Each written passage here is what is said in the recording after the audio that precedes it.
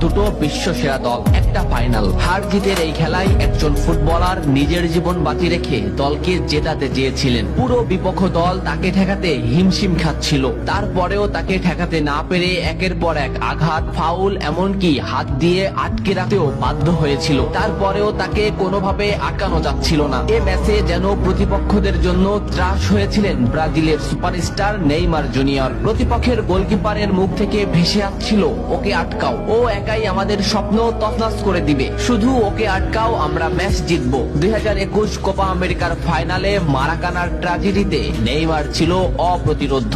স্মৃতির পালে হাওয়া দিয়ে চলুন দেখি এ ম্যাচে নেইমার প্রতিপক্ষদের জন্য কতটা দুর্বিষহ ছিল। এক অসাধারণ স্কিল দিয়ে ম্যাচটা শুরু করেন নেইমার। লো সেলসোর মাথার উপর দিয়ে এক অসাধারণ ড্রাবলে বল নিয়ে নেইমার বিপক্ষ দলকে বুঝিয়ে দিলেন যে এই ম্যাচটি হবে নেইমারময়। এই মোমেন্টটা লক্ষ্য করুন, মাঝ মাঠে বল, ক্যাসিমিরো নেইমারকে বল দিল। এই মোমেন্টে পিছন থেকে দি বল, সামনে থেকে আর্জেন্টিনার আরেকটি খেলোয়াড় সরাসরি নেইমারের পায়ে ট্যাকেল করলো। এভাবেই চলতে থাকে ম্যাচ। ম্যাচের 12 মিনিটে নেইমারের উপর যে আক্রমণ চলছে তার কিছুটা প্রমাণ মেলে। প্রতিপক্ষের খেলোয়াড়রা নেইমারের ব্যান্ডটি ছিঁড়ে ফেলে, নেইমার সেটা রেফারিকে দেখায়। ম্যাচের 15 মিনিটে আবারও নেইমার বল নিয়ে সামনে আগাচ্ছে, কিন্তু আর্জেন্টিনার একটি খেলোয়াড় তাকে সরাসরি পায়ে ট্যাকেল করে, মাটিতে গড়িয়ে পড়েন তিনি। এত কিছু করেও নেইমারকে তারা আটকাতে পারছিল না। ম্যাচের এই মোমেন্টটা লক্ষ্য করুন, লেফট সাইড থেকে বল টেনে নিচ্ছে নেইমার। এই মোমেন্টে নেইমারকে ঘিরে আসছে প্রতিপক্ষের 4টি খেলোয়াড়। দুটি খেলোয়াড় সরাসরি নেইমারকে পায়ে ট্যাকেল দিলেন,